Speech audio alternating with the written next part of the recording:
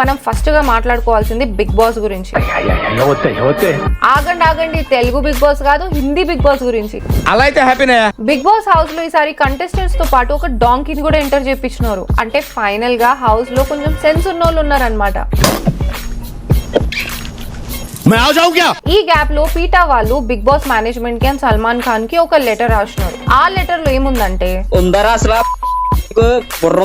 చీచి అంత దారుణంగా లేదు, ఎవర్రా వాడు బుర్ర తక్కువడు, బుర్ర లేని గాడిదీల మధ్యలో బుర్రున్న గాడిదని ఎందుకు పెట్టినారు, ఇమ్మీడియట్ గా నువ్వు దాన్ని బయటికి తీసుకొని రా, ఇప్పటిదాకా నీ ట్రాక్ రికార్డ్ జింకలతోనే బాగాలేదు, ఇప్పుడు డాంకీస్ కూడా యాడ్ అవుతుంది దాంట్లో అని చెప్పినారు.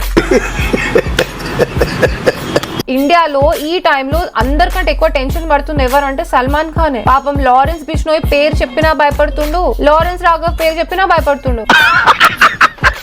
మీ కష్టం పగవాడికి కూడా రాకూడదు గురుగారు. మరేరా